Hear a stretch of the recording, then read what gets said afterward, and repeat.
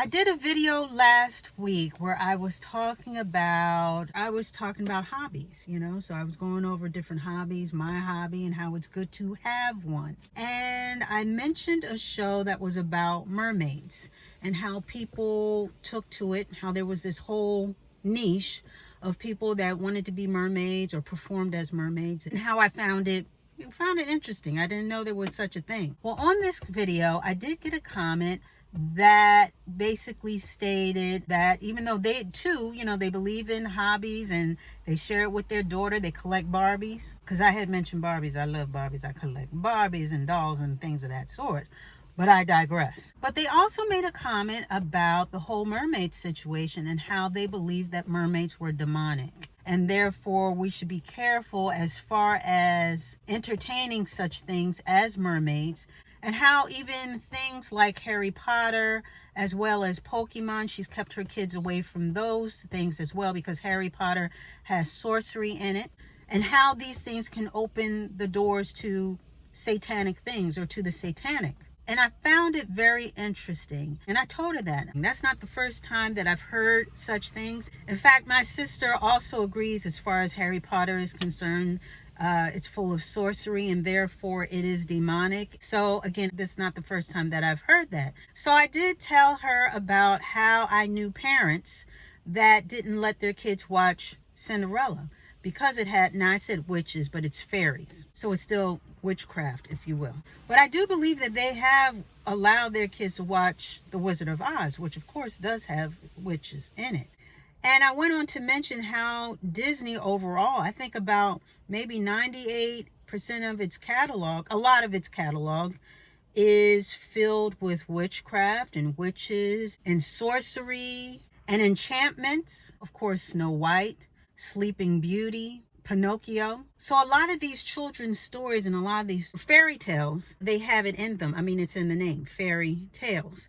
So with that being said, these stories also have a pervasive theme of good triumphing over evil. You know what I mean? Good versus evil, good conquering evil, and how being good and love and friendship and honesty and other virtues can have you triumph in the end. So it's good to keep that in context. You know what I mean? That whole light versus dark, good versus evil sort of storytelling, which has been since the beginning of time. Even in the Bible talks about witches and a whole bunch of evil and demons, going into pigs and possession and enchantments and things of that sort, as well as, sex workers and liars and cheaters and a whole bunch of bad things. So she and I had a good exchange, and I thanked her for bringing this up and making a comment about the mermaids, because I find it very interesting. I really love speaking and hearing how other Christians sort of navigate through this world and how they manage their Christian values, how different Christians live this Christian life while living in this world, in this secular world. I find it very interesting, and I think it's very helpful and very insightful to even talk about it amongst us. I remember years ago when I was a kid, my sister and I went with my father down to Miami, and it was for a convocation. So it's like a big convention amongst the churches, the Pentecostal churches, and we were on the beach. And I remember seeing, I think it was a couple of women, and I want to say 2 or 3 women. Now, my sister and I were in our little bathing suits. I had a little top and like bathing shorts on. And I think she had on like a, bathing suit or whatever. My dad, I believe he had on shorts and maybe a t-shirt, something like that. And these women, I looked across at the women, and I just remember thinking, wow, because they were on the beach. Now it's hot. Now anybody who's been to Miami, it is scorching hot, honey. It is sizzling. But they were covered from their neck down to their ankles. So they had on these long dresses that basically reached their ankles. And I remember thinking, wow, and I even looked at my dad. I said, they're wearing dresses, on the beach. He said, yeah, I see that. He's basically nodded his head. Now, as a kid, I was surprised, but that's how they wanted to present themselves as Christians on the beach. That was their interpretation of being modest, so they didn't show anything. No arms, no legs, nothing. And I remember also being down there, going to some of the mothers of the church, and the older women, going to their homes. And it seems to be a thing in the South that not only is the table like set and prepared at, I guess so, at any moment, if you're ready to eat, the plates are already, out there to eat. But the table was set already, and nothing but gospel music and TBN was playing in the background. They had on their little TV, and it was locked in to TBN. And that was it. They didn't watch nothing else but gospel programming on TV. And that's all they did all day. All day. And I remember, again, as a kid, this fascinated me. And it kind of made me sad because, as a kid, I'm watching cartoons. I'm doing this. I'm watching all types of stuff. I'm watching Kung Fu Theater and Creature Double Feature. These were shows back in the day where they showed creature and horror movies. And then they showed the action, the martial arts movies. And yeah. So I'm just thinking, wow, they missing out on a lot. That's all they do is watch it. But that's what they did. This is the way that they lived their Christian life, but not even opening themselves up to anything else but what was godly. So that was that for them. And they were older, so maybe they just generally and genuinely didn't have an interest in all this hippity-happity that's going on and people talking. I want to hear nothing but the word. Amen. And I can't fault them for that. There is no fault in that. So with that being said, I just found it very interesting. And again, with this comment last week, it just made me think. And I was just like, all right, well, with me, I like movies. I like all types of movies. I like John Wick. Like I mentioned earlier, I watch martial arts movies, horror movies. I love dragons. Anything with a dragon, I'm just about there. And we know that the dragons are not angelic. They're not angels. I watch all types of movies. And I personally don't have a problem with it. But I do know that there are Christians out there that don't watch anything with violence because they feel that that's demonic. And it promotes violence and a violent way of living. But obviously, I feel a little different about that. I can watch it for what it is and not feel like it's influencing me to do or be a certain way. It's so funny because I was when The Hobbit came out, and I don't know if y'all know that scene where I think it's Gandalf, because there's a whole bunch of wizards and what. Now that has a lot of stuff in it. But again, there's a theme in that as far as good triumphing over evil. Well, anyway, there's a scene with Gandalf and he's leading Frodo and all of them. They're underneath somewhere. Don't ask me where they are. And this demon comes up. Gandalf said, y'all go on ahead and run. I'm going to deal with this demon real quick. So he's up there. You shall not pass. It was dope. And so the demon, arches up and he gets real big and he has his horns and he's red and he's demonic. And Gandalf did his thing and that demon fell. And I remember being in the theater, and I'm assuming she was a Christian because there was a woman right in front of me. And she said, "That's right, you beat that demon." Like she was yelling at the screen. Some of us, we talk in the movies. Anyway, so she was so happy that the demon seemingly was defeated. And he was in the end, but you didn't know until part 2 what had actually happened because Gandalf fell in with him. But in this movie, good was triumphing over evil. Gandalf took it to that demon. He did not waver in his faith.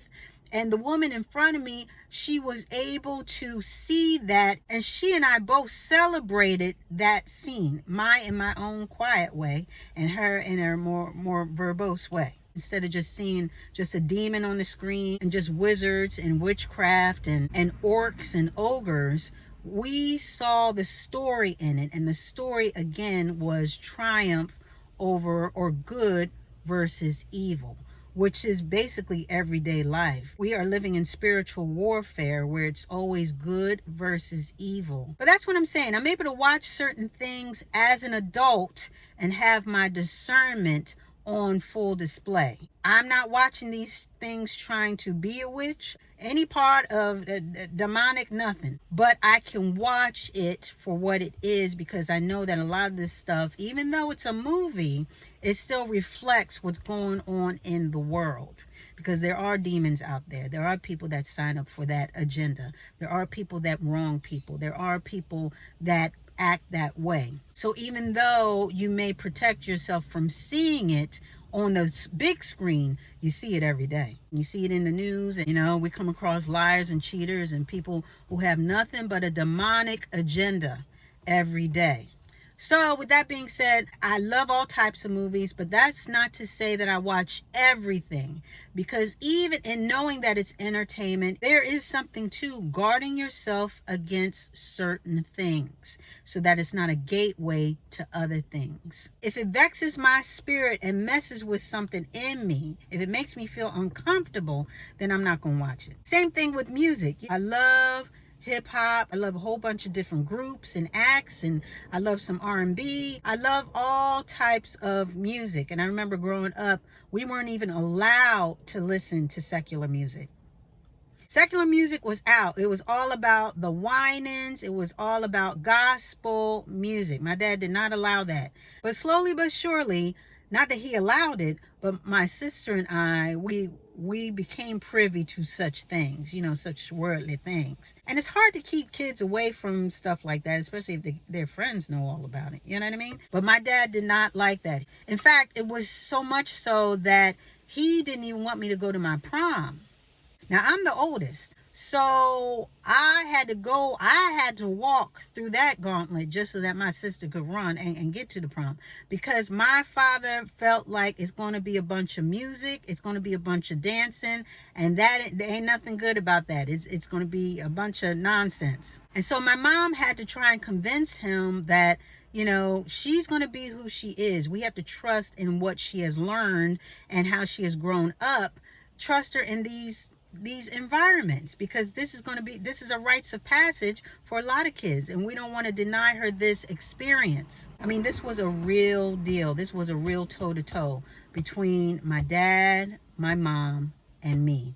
And it ended up that I did go to prom. But I tell you, it was quite a conversation, a lot of back and forth, and a lot of tug of war, if you will, for that to even occur. But I do listen to music, but I know that there are Christians who say you shouldn't listen to that at all. You shouldn't be listening to any secular music. And again, my father was one of those people, is one of those people.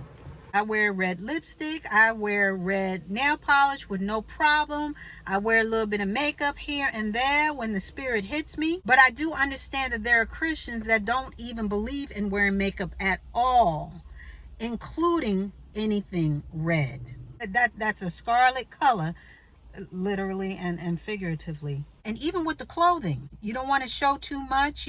There's a whole debate about whether you should even wear short skirts, honey, above the knee. And I understand all that. There are some that won't even do that. They wear their skirts that just like the women at the beach. They're of the ankle persuasion. Anything above that is too much. And some of us are a little more progressive, at least to the knee. But I know that we as Christians, we should have discernment. We should carry ourselves in a certain way that makes us different, because we are different. We're unique. We're different. We're strange as far as not being common. And we should present ourselves in a certain way. The Bible says to be in the world, but not to be of it. Therefore, we are supposed to be different and set apart. And like I said, we should have discernment, and we should be cautious what we do listen to and what we do watch, because it can leave you open to thinking things you shouldn't be thinking and doing things you shouldn't be doing. So there is that. We should be selective in what we imbibe, so to speak, from the environment, what we take in, what we absorb, what we expose ourselves to. We have to be a lot more selective than others, because it can lead to a gateway to other things as well. If you allow for one small thing, it can be an allowance for a litany of other things. So I definitely get that. And I agree. There's one thing to commit a sin, okay? And there's another thing to be open. And there's another thing of opening yourself to sin. making yourself privy to it, making yourself available to it, or maybe even courting it. Okay, so there is that as well. And it's not just about the sin, but also the appearance of sin. You know what I mean? You don't want to be entertaining places and different activities that are sinful in nature. Okay, you don't want to be in like the strip club. You want to be in falling out of no bars or anything like that, because even the appearance of sin, okay, is bad, because you are a walking, talking testimony to Christ. As a Christian, that's what you are. You are a billboard for Christ. So if you make yourself common and look like the world, then there's nothing for the world to aspire to. And the world doesn't see a difference between you and the other folk. You know what I mean? You should stand out. And it weakens your testimony as well. Like I said, you're a walking, talking testimony, but it weakens your testimony as well, because someone can look at you and say, well, they do all these things, so why should I change? Because I already do these things already. So God is very clear about sin. We definitely do not want to sin. We want to stay away from sin and the looks thereof. Okay, we don't even want to look like we're sinning. You know, there's no question about that. There's no gray area, because God's very clear about what sin is, what sin can do to you, and the consequence of sin, the ultimate consequence of sin and sinning. And there's no degree of sin either. Sin is sin. Okay, it's sin. There's no little white lies. There ain't no little this and that.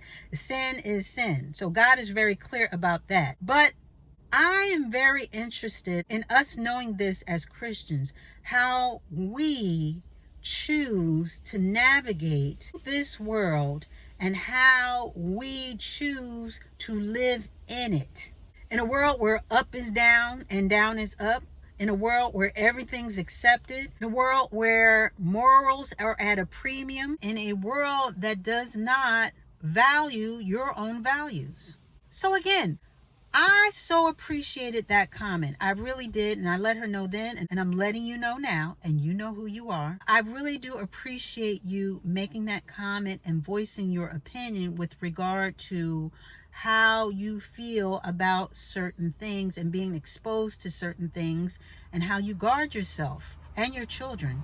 So I want to ask all of you, all of those who follow Christ, all of those who are Christians, how do you manage your Christian values in a world that does not value your values? That's what I would love to know. I am curious. And again, there's no judgment over here. There's no judgment. I know people will look at other people that wear red lipstick or wear a V-neck shirt, and they're like, I guess I'm a different type of Christian. I don't do those things. There's absolutely no judgment here. Like I said, we're not debating sin and what's sinful. We are discussing and we are sharing how we as individuals, as Christians, the steps that we take to guard ourselves against these sinful things, or things that can be deemed a gateway to sin. So y'all let me know, because I am very interested. I really am. And I think that it's, again, important for us as Christians to talk about it. And why not?